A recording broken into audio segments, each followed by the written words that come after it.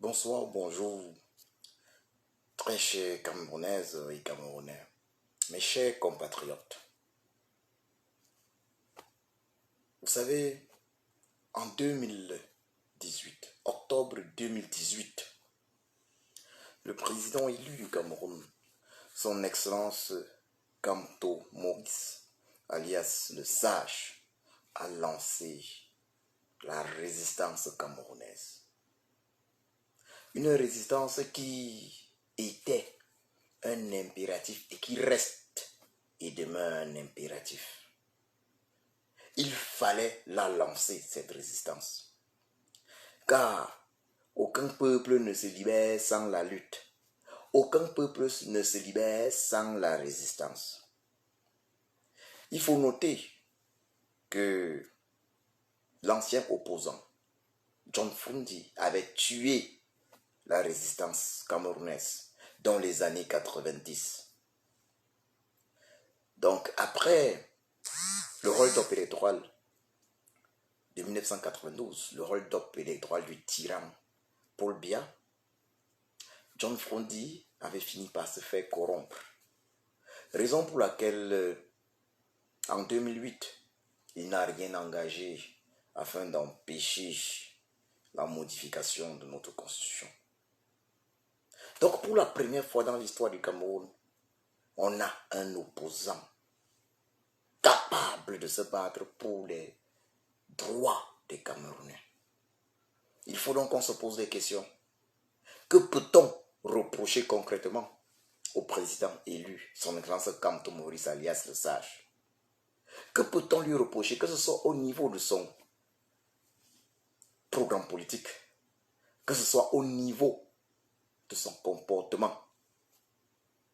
Il est la seule personne, le seul homme politique camerounais à avoir démontré qu'il se bat pour les Camerounais. Donc, c'est totalement incongru, ridicule. C'est une aberration de lui manquer de respect. C'est une aberration de lui manquer de respect. C'est une aberration lorsqu'on voit certaines personnes qui sont entrées dans la politique camerounaise ou qui ont débuté l'activisme pour la libération du Cameroun il y a juste quelques temps, lui manquer de respect. On parle là d'un monsieur, Papa Kamto Maurice alias le Sage, le président élu, un monsieur qui a ramené Bakassi au Cameroun. Un monsieur qui est un professeur agrégé impressionnant. Ce n'est pas n'importe qui. C'est le haut niveau. Dans son domaine déjà, le droit. On parle là du premier Camerounais. Du premier Camerounais à être parti en justice au Cameroun pour dénoncer un hold-up électoral clair. Le premier Camerounais à avoir démontré dans un tribunal au Cameroun qu'il y a eu hold-up électoral. On parle là du premier Camerounais à avoir eu le courage, je vais parler terre à terre, à avoir eu les couilles. Il a eu les couilles. Je dis bien, il a eu les couilles. Ce n'était pas seulement 2 couilles. Il a eu les couilles de 25 millions de Camerounais. Il a eu les couilles pour dire, j'ai marqué le penalty. Le premier Camerounais à avoir revendiqué de cette façon sa victoire à une élection présidentielle au Cameroun. Parce qu'il faut le dire clairement, le despote Biya, c'est pas n'importe qui. Il n'est pas au pouvoir depuis 1982 par hasard. Le despote Biya est cruel. Le despote Biya non seulement est cruel, mais il a cette capacité à corrompre son opposition. On parle là d'un monsieur qui est le seul opposant non corrompu du Cameroun. L'un des rares. Il y en a quelques-uns. Mais l'un des rares Je ne peux pas comprendre. Il est incompréhensible que certaines personnes, soi-disant activistes politiques pour la libération du Cameroun, se permettent de ne pas faire du président élu le numéro 1 camerounais. Il est inconcevable. C'est une aberration. Mais je vais vous dire pourquoi est-ce que certaines personnes le font aujourd'hui. Je vais vous expliquer pourquoi. Mais la question que je pose, c'est comment ne pas aimer ce papa? J'ai dit c'est mon deuxième papa. C'est mon deuxième papa parce que mon papa en moi, il est mon héros. Mais papa Kamto, c'est mon deuxième papa. Je ne pensais pas dans ma vie rencontrer, faire la connaissance, même sur les réseaux sociaux, d'un pareil monsieur. Oui. Personne ne peut lui faire des reproches autres que des reproches infondés. Ceux qui sont contre Papa Kamto, le président élu du Cameroun, sur qui Chiomponsi veille chaque jour. Ceux qui sont contre lui par tribalisme primo. Ça, c'est l'une des raisons. Première raison, tribalisme. Ça veut dire, ils disent, un Bamileke ne sera jamais président du Cameroun. Mais qu'est-ce que Papa Kamto, le président élu, a fait de mal, si ce n'est défendre les Camerounais? On voit tous, depuis sa victoire à l'élection d'octobre 2018, comment il défend le peuple camerounais. Il nous avait dit, je ne vous trahirai point. Papa Kamto n'est pas à l'abri. Il n'est pas à l'abri. Je dis bien, il n'est pas à l'abri. Il n'a pas de problème d'argent, de famine. C'est un milliardaire. Comprenons-nous bien. C'est un milliardaire. Ce n'est pas n'importe qui gère les procès du président de la Guinée équatoriale au Biangema. Nous avons suivi la légende de Papa Albert Zonga nous dit il lui suffit de quelques cours dans une université et puis c'est dans les 200 millions de francs CFA qui tombent. C'est un milliardaire. Camerounaise, Camerounais, activiste, posons-nous une question simple. Combien sont les milliardaires dans ce monde? Combien sont les milliardaires africains? Combien sont les milliardaires camerounais qui pensent encore un peu au peuple? Quand ils sont milliardaires, ils pensent seulement à manger leur argent. Quand ils ont un peu d'argent, ils pensent seulement à manger leur argent. Il faut se dire la vérité. Les gars, quand ils sont milliardaires, regardons au Cameroun, combien sont les milliardaires qui pensent au peuple? Une seule seconde. Papa Kamto est milliardaire. Mais ces milliards, il s'est dit, aidons ce peuple. Mais il pouvait, d'ailleurs même, il pouvait rester, il pouvait travailler, continuer de travailler pour le régime Biya. Il a été ministre, délégué, parce qu'il nous a ramené Bakassi. Parce qu'il devait travailler pour ramener Bakassi, mais il pouvait rester là autant qu'il voulait.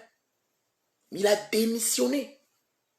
Combien, disons-nous les vérités? Parce que il faut qu'on se dise, ceux qui disent détester Papa Kamto, ceux qui le haïssent, pourquoi le haïssent-ils?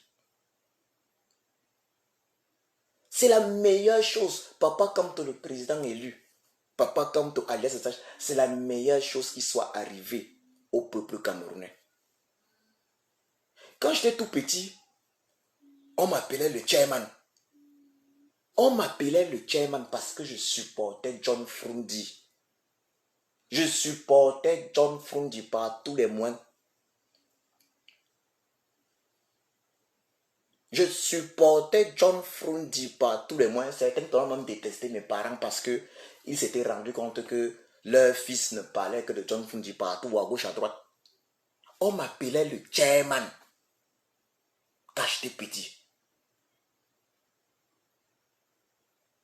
Mais le chairman nous a déçus. Le chairman a démontré aux Camerounais qu'il n'avait pas les épaules, les couilles pour porter le Cameroun, pour libérer le Cameroun. Le chairman nous a tous déçus. Et c'est les choses qu'il faut se dire clairement. John Fundi a trahi le peuple. Aujourd'hui, on a un autre leader qui est le digne successeur. Je dis, il est le digne successeur. Il est l'héritier des Oum Nyobe, des Félix Roland Moumi, des Hossein Tafana, et particulièrement d'Ernest Wanji. Et pourquoi Ernest Wanji? Parce qu'il a vu Ernest Wanji être fusillé à Bafoussam. S'il y a un Camerounais qui n'aime pas Papa Kamto, il faut s'interroger. Ce papa, ce monsieur a sorti environ 200 millions de francs CFA de sa poche pour l'initiative SCSI suivi Cameroun. Combien sont les Camerounais qui peuvent le faire? C'est un monsieur, c'est un milliardaire. Il aurait pu dire lui-même que, ok, je sors 1 million d'euros pour le peuple camerounais. Mais à quoi ça aurait servi? Parce qu'il ne peut pas sortir tout son argent, tous ses milliards pour le peuple aussi. Il faut que le peuple fasse lui-même certains sacrifices. Il faut que le peuple comprenne qu'il doit se battre pour sa libération. Donc papa, quand tu as demandé, il faut que le peuple cotise. Parce qu'il faut apprendre à l'enfant à pêcher et non lui donner le poisson. S'il lui donne tous ses milliards au peuple, après ça sera quoi? Je ne veux pas parler de sa famille qu'il doit également gérer. Mais s'il donne, s'il dit que bon, ok, sa fortune, il prend la moitié dans nos peuples, ça changera le Cameroun? Non. Il faut qu'on me dise, une personne qui déteste Papa Kamto, le président, et lui qui dit ne peut être avec lui, quel est l'argument que cette personne peut sortir? Il n'y a aucun argument. Depuis 2018, il a démontré, ça veut dire, il a gagné l'élection en 2018, mais on organise l'élection aujourd'hui, Papa Kamto, là que je vous le dise, on organise l'élection aujourd'hui, Papa Kamto ça sort avec au moins 85%. 85% de voix. Il est incorruptible. Et que je vous le dise, il a été contacté par les Français. Les Français ont voulu le corrompre. Il a été contacté par le régime de Yaoundé d'une manière ou d'une autre. Mais tous savent qu'il est incorruptible. La preuve qu'il est incorruptible, nous avons tous suivi sa conférence c'était au Canada l'an dernier, en 2020, quand il était venu en Europe, à Montréal. Il avait parlé du problème de la décolonisation du Cameroun. C'est ça le problème. Il a parlé, qu'on soit très clair, il a parlé du problème de la décolonisation du Cameroun. Ça veut dire qu'il est déjà très en avance. Il a une vision très avancée. S'il voulait vendre le Cameroun à la France, il l'aurait fait. S'il voulait vendre le Cameroun à la France, il l'aurait fait. Comment le détester? Moi, Djoko Christian, certains vont dire que je fais tout ce que je fais parce que Papa Kamto est Baham, puisque je suis Baham. Mais détrompez-vous. Moi, on m'appelait Chairman. On m'appelait Chairman. Là où j'ai grandi à Eborova. Mes parents ont été détestés pour cela. Ils ont même été victimes du fait que j'étais le Chairman. On m'appelait le Chairman. Je ne manquais pas de dire tout mon soutien à John Fundi. Mais suis-je anglophone? Mais j'ai soutenu John Fundi. Parce qu'il y avait cette envie de voir le changement. Parce que j'avais compris, tout petit, que le régime de Yaoundé était un régime d'incapables. J'ai supporté John Fundi. J'ai supporté le changement. Mais ça n'a rien donné. John Fundy nous a trahis. Il a démontré qu'il n'avait pas les épaules. Disons-nous les vérités.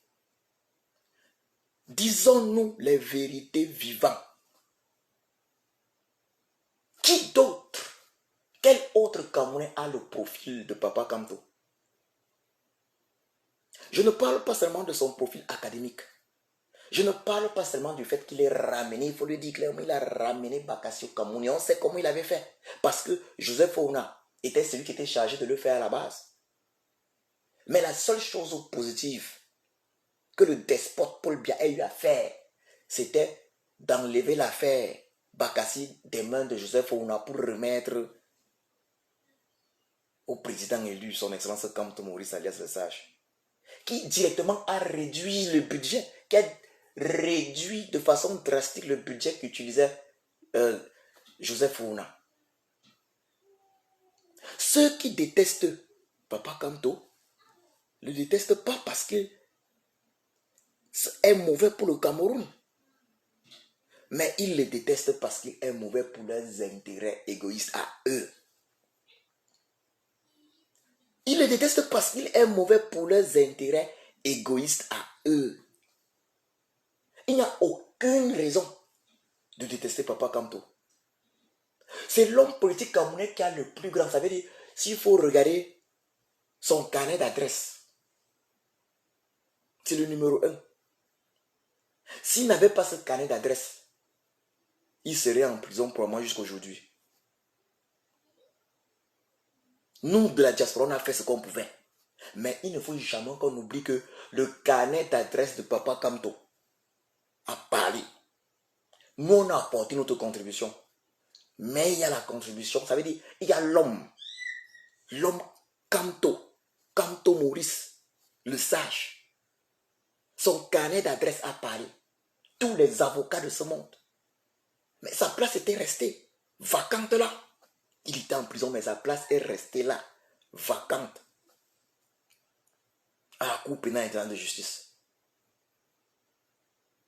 Si on aime notre pays, le Cameroun, si nous aimons notre pays, le Cameroun, alors nous ne pouvons que aimer Papa Kamto. Je dis bien, si nous aimons notre pays, le Cameroun, alors nous ne pouvons que aimer Papa Kamto.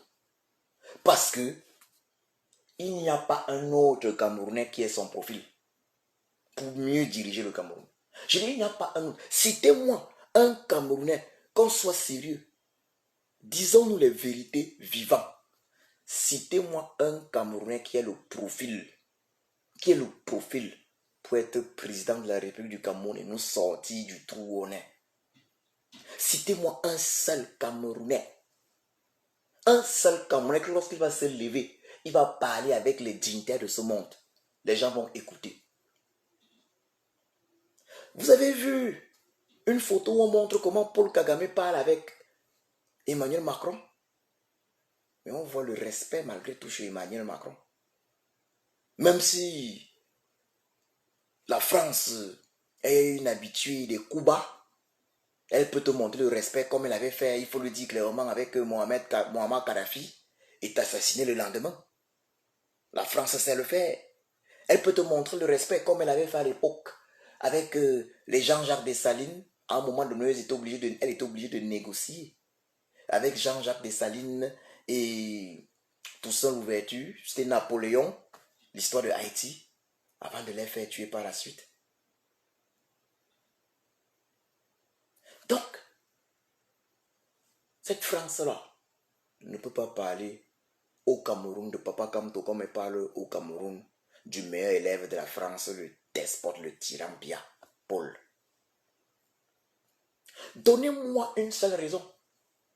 Le tyran Biya Paul avait dit non, le Cameroun même c'était une colonie française. On a vu le tyran Biya Paul au sommet, c'était en novembre 2019, ici, en France.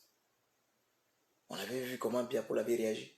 Mais on a vu Papa Kamto lors de la conférence de février 2020 au Canada, spécifier que le Cameroun n'avait jamais été une colonie.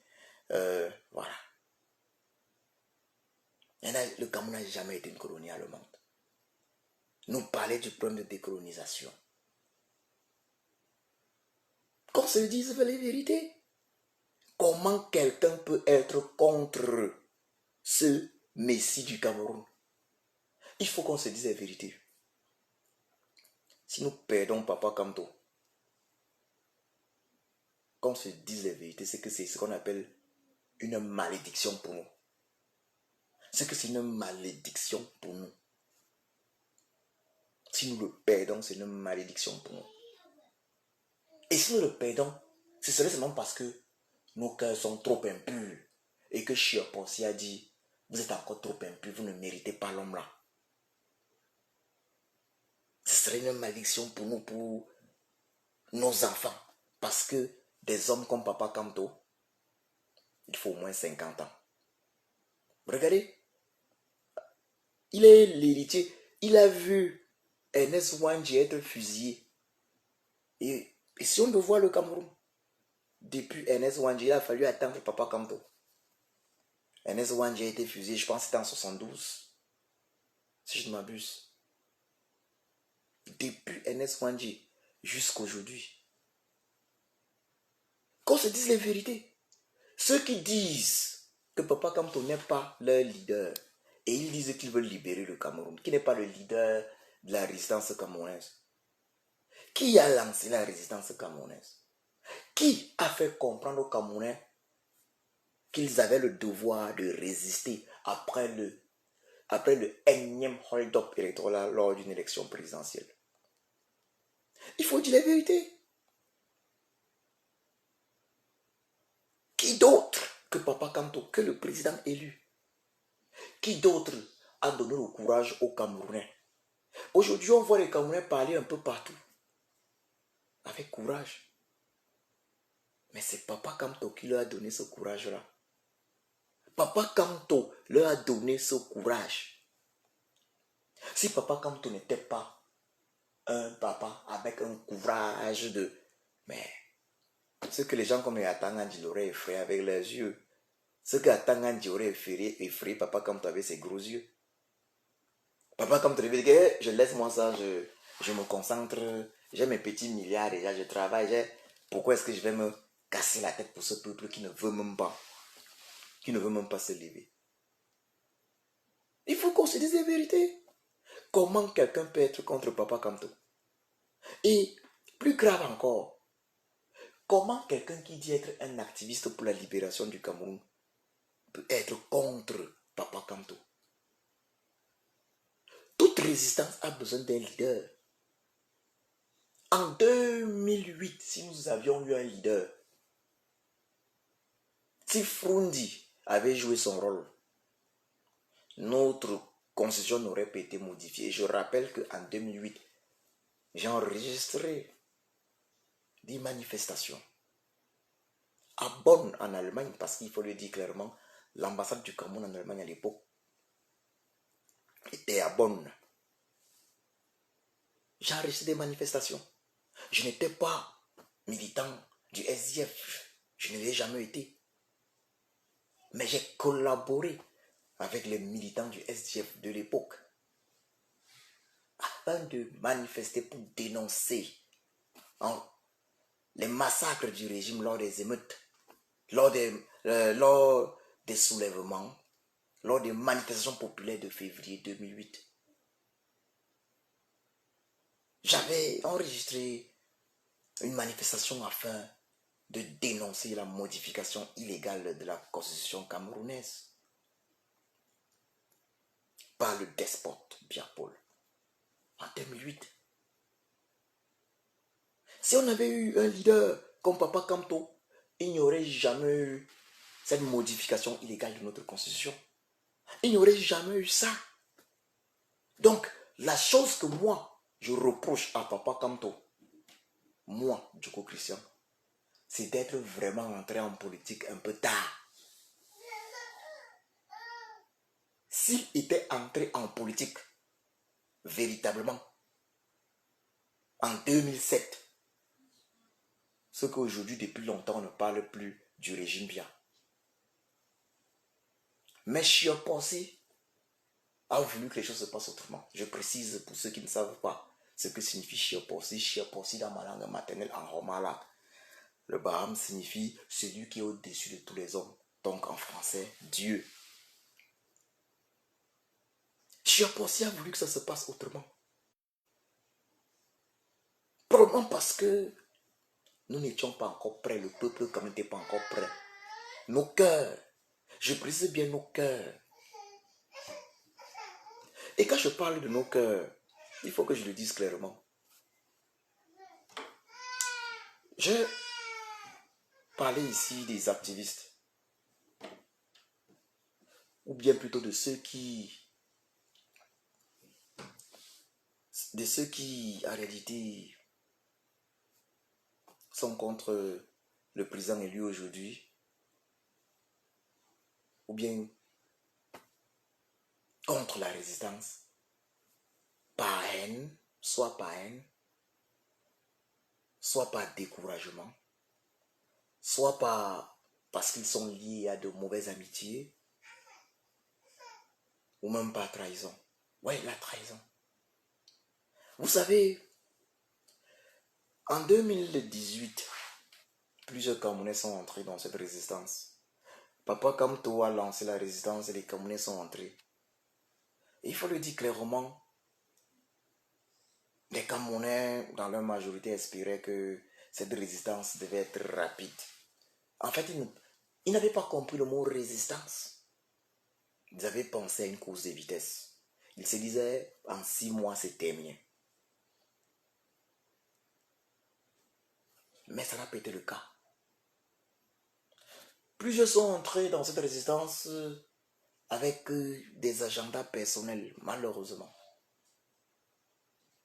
Ils sont entrés dans cette résistance avec des agendas personnels. Ils savaient pertinemment que non, dans 6 mois ou 1 an, ils seraient à des positions stratégiques de la résistance, ce qui leur permettrait même de négocier avec le régime de Yaoundé, le cas échéant.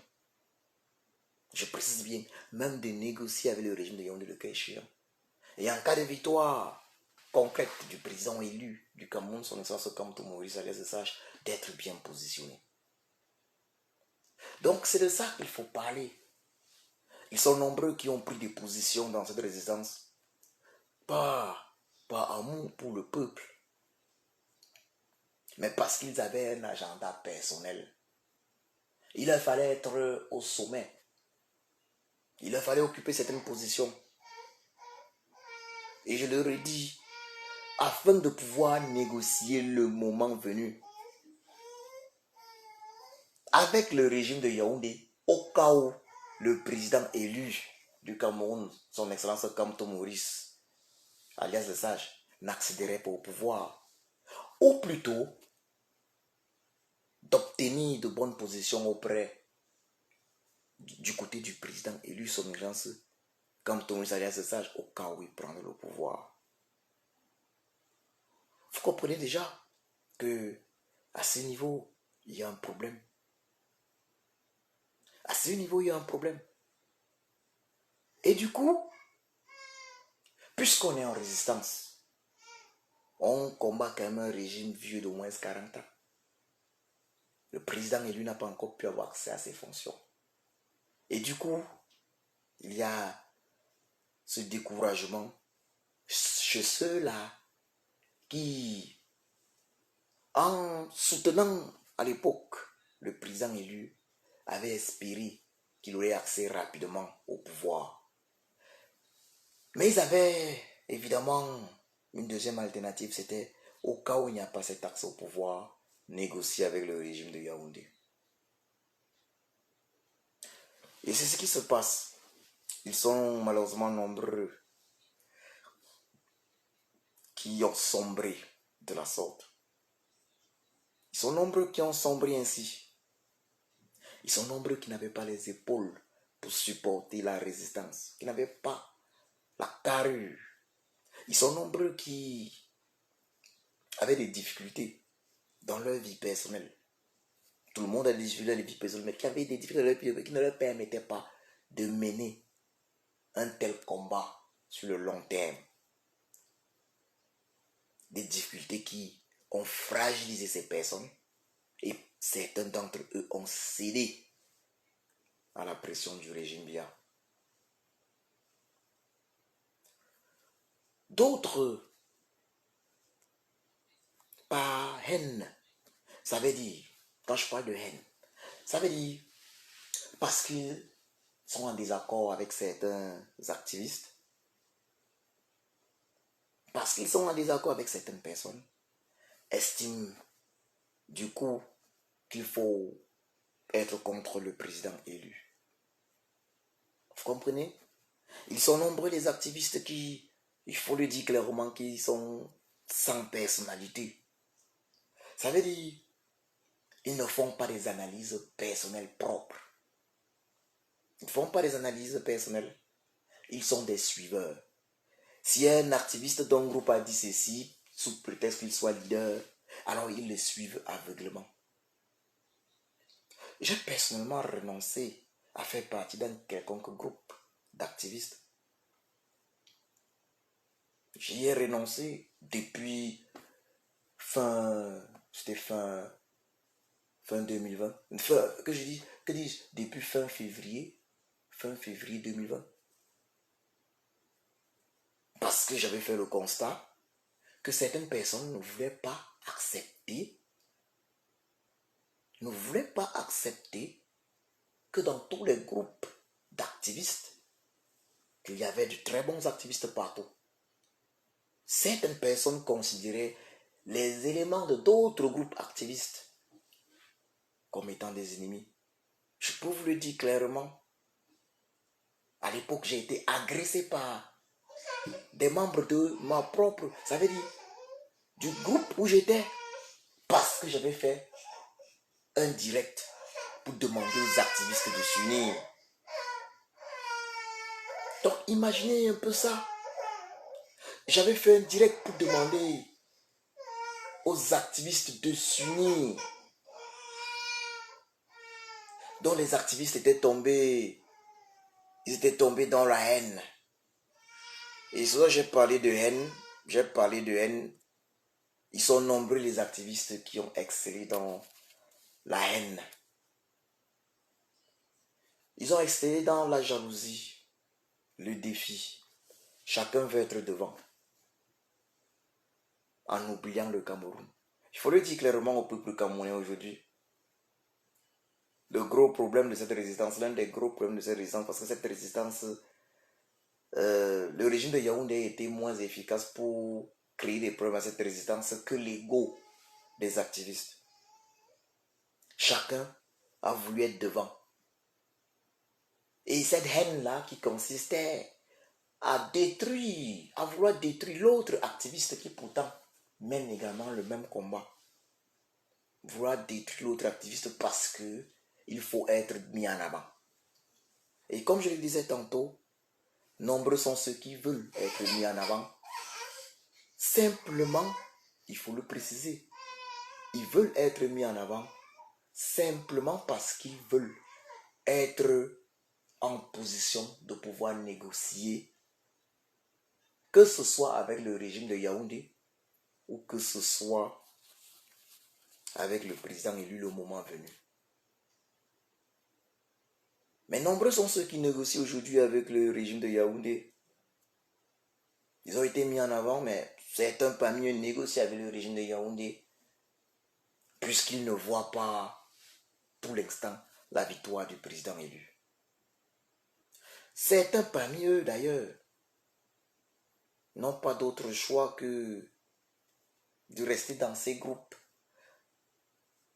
parce qu'ils ne font pas amitié ou parce qu'il y a, par exemple, des choses qu'ils ne veulent pas voir dévoilées. Vous avez noté que nous avons des activistes quand même qui sont assez inconséquents. Qui ne sont pas sérieux, il faut le dire, car ils se permettent de publier des identités réelles de certains activistes sur les nets. Et je parle bien d'identité réelle pour ceux qui n'avaient pas voulu que les uns et les autres aient leur identité réelle. qui se permettent de publier les adresses de certains activistes sur le net. Donc il y a certains activistes probablement qui vont rester dans certains groupes et ne vont jamais réagir parce qu'ils ont peur des conséquences. S'ils disent peut-être qu'ils ne sont pas d'accord, avec le comportement de leurs collaborateurs, de leurs partenaires des groupes d'activistes dans lesquels ils sont. Donc on assiste à cela.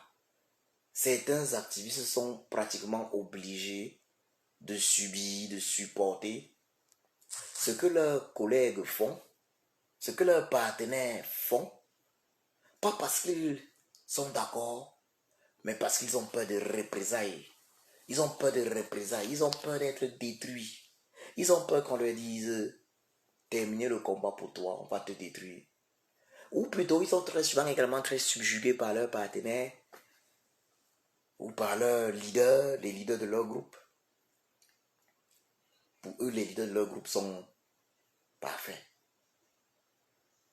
Mais je voudrais dire ceci. Ceux qui ont décidé d'engager, il faut le dire clairement, ceux qui ont décidé d'engager de lancer une manifestation au Cameroun le 3 juillet, sachant pertinemment qu'il y a une manifestation qui a déjà été annoncée à Paris le 3 juillet, ce 3 juillet 2021. Une manifestation pour soutenir le président élu, son excellence Kamto Isaias Sage. Une manifestation où le président élu sera présent. Ceux qui engagent, ceux qui lancent maintenant la manifestation du Cameroun pour la même date à la poste centrale n'ont simplement pas le courage de reconnaître comme le sulfureux pasteur, le pasteur bonimenteur Timbane Bomo, qu'ils ne soutiennent plus le président élu, qu'ils ont changé de camp. Oui, ils n'ont pas le courage de le reconnaître. Parce qu'une manifestation au Cameroun, à la poste centrale, peut être lancée n'importe quand. Ils peuvent la lancer. Ils peuvent la lancer n'importe quand. Il faut le dire clairement. Ils peuvent la lancer n'importe quand. Ils peuvent la lancer. Ils pouvaient décider de lancer leur manifestation le 15 juillet par exemple. Mais ils ont choisi le 3 juillet. Date à laquelle le président élu sera présent à Paris pour une manifestation. Pourquoi ont-ils choisi le 3 juillet?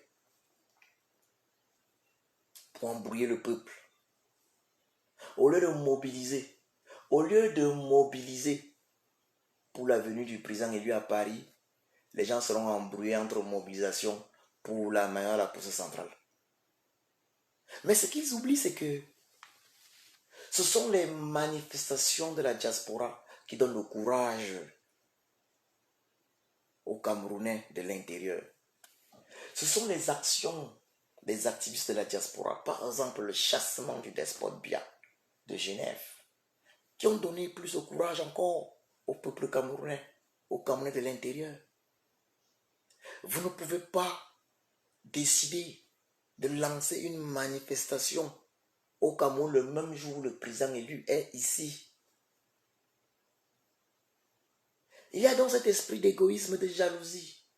Certains décident aussi de le faire par égoïsme et jalousie parce qu'ils estiment que peut-être ceux qui sont dans l'organisation, parmi eux, plusieurs personnes de certains groupes d'activistes sont présentes. Alors par jalousie, par haine, on décide de tout gâter. On décide de tout gâter. J'invite encore les uns et les autres à ne pas oublier qu'on se bat pour le Cameroun. Évidemment, il y en a qui ne se battent pas pour le Cameroun. Il y en a qui se battent pour des intérêts personnels et égoïstes. Mais je dis, les coups bas, les trahisons n'aboutiront pas. Car le président élu à la protection de Chiapossi est l'élu du peuple. Tous ceux qui s'y attaquent vont le regretter. Il faut être clair. Ceux qui, il faut le dire, ceux qui savent qu'ils ne sont plus capables de mener le combat, alors ils peuvent faire une pause. Ils peuvent faire une pause. Mais ils ne doivent pas trahir le peuple. Ils peuvent faire une pause, mais ils ne doivent pas trahir le peuple. Il ne faut pas trahir le peuple. On ne peut pas se permettre d'organiser une manifestation au Cameroun le 3 juillet, le même jour où le président élu est ici, et on prétend qu'on veut libérer le Cameroun. Si vous organisez, si vous êtes un groupe d'activistes, vous décidez d'organiser une manifestation à la poste centrale, quel impact cela aura? Pour lancer vraiment un truc comme celui-là à la poste centrale, il faut un travail avec tous les activistes. Il faut s'unir pour cela. Ce ne sont pas des choses qu'on va faire, un petit groupe qui va lancer un pareil truc dans le but plutôt de boycotter le grand meeting, la grande maison du 3 juillet à Paris avec la présence du président élu. Oui, il faut le dire clairement, nous le savons. D'ailleurs, certains militants du MS, et pour des raisons égoïstes, avaient essayé de boycotter la manifestation du 1er février 2020 lors de la venue du président élu. Toujours pour des raisons égoïstes. Toujours pour des raisons égoïstes. Ça n'avait pas prospéré. Nous savons, tous ceux qui font des coups bas, il faut que ce soit très clair. Les gens pensent qu'ils sont cachés, mais personne n'est caché. Personne n'est caché, personne n'est dupe non plus. Mais il faut arrêter ça. Actuellement, tout activiste doit se concentrer sur une chose principale. La manifestation du 3 juillet à Paris, qui sera gigantesque. Moi, à mon niveau, j'ai déjà reçu un nombre élevé de messages de personnes, d'anciennes connaissances, d'anciens amis, de personnes avec qui j'ai étudié, qui me disent avoir déjà réservé la semaine là à Paris. Je dis bien la semaine là à Paris. Qu'ils vont passer du bon temps à Paris, aller à la manif. Et ils pourront enfin voir de leurs yeux le Messie du Cameroun. Je vous dis, des personnes qui n'étaient pas là à la première manif. Il y a plusieurs personnes qui n'étaient pas là à la première manif du 1er février 2020. Ils disent qu'ils ne vont pas rater cet événement. Papa Kamto, c'est le Messie du Cameroun. Moi, je voudrais attirer l'attention des activistes qui disent Papa Kamto n'est pas leur leader. Je leur demande de faire preuve d'un peu plus d'humilité. Qu'auriez-vous été? Qui vous aurait connu véritablement si Papa Kamto n'avait pas lancé la résistance? Si Papa Kamto n'avait pas lancé la résistance, qui vous aurait connu? Sinon, pourquoi avez-vous utilisé son nom? Son nom a-t-il été utilisé juste pour vous faire voir? Vous avez tous utilisé son nom. Tous, vous avez utilisé son nom. Vous vouliez tous le rencontrer, le voir quand il est arrivé ici à Paris en 2020. Tout le monde était obligé à chanter Papa Kamto. Mais que se passe-t-il maintenant? Pourquoi aujourd'hui, c'est devenu compliqué de chanter Papa Kamto? Est-ce que Papa Kamto nous a trahis? Non. Il continue dans l'excellence. On a vu d'ailleurs récemment son avocat sorti, l'avocat international recruté par Papa Kamto, le président élu, Robert Amsterdam, nous sortit de White Paper on Cameroon, le livre blanc sur le Cameroun. Que vous a-t-il fait? Vous avez terminé d'exploiter son nom pour être populaire, pour vous positionner, et maintenant vous le trahissez. C'est exactement ce que Ekoka Compaoré a fait. C'est exactement ce que Ekuka Compaoré a fait. Mais sachez-le, ce sont les ancêtres qui veillent sur Papa Kamto. C'est Chio Possi qui veille sur lui. Personne ne pourra le détruire. Personne. Il va diriger notre pays, le Cameroun. Il va libérer notre pays, le Cameroun. C'est ça la réalité. Oui, Papa Nzonga nous a parlé de la néga-camtologie. Il y en a qui ont supporté Papa Kamto au début, hein. Mais ils ont arrêté de supporter par découragement. Parce qu'ils ne voient plus. Ils pensaient que ça allait très vite. D'autres l'ont supporté au début, hein. Mais ils ont arrêté de le supporter parce qu'ils ont estimé qu'ils n'avaient plus intérêt à le supporter. Qu'ils avaient dorénavant d'autres intérêts. Qu'ils pouvaient gagner l'argent d'une certaine façon. Qu'ils pouvaient gagner de l'argent en trahissant. Mais ça ne se passera pas comme ça. Ça ne se passera pas comme ça. J'avais beaucoup de choses à vous dire ce soir. Mais je vais m'arrêter là. Je vais m'arrêter là. Je demande à tous ceux-là qui ont lancé l'initiative, qui ont pris l'initiative de lancer, entre guillemets, une manifestation le 3 juillet au Cameroun à la poste centrale, de revoir leur projet de boycott, parce que c'est le boycott de la manifestation du 3 juillet à Paris. S'ils sont sérieux, alors qu'ils choisissent une autre date, qu'ils repoussent la date de leur manifestation. Personnellement, je ne suis pas contre leur plan. Mais s'ils sont sérieux, qu'ils repoussent ça. Parce qu'ils savent que le président lui arrive ici. S'ils sont sérieux, qu'ils la repoussent. Je vous remercie.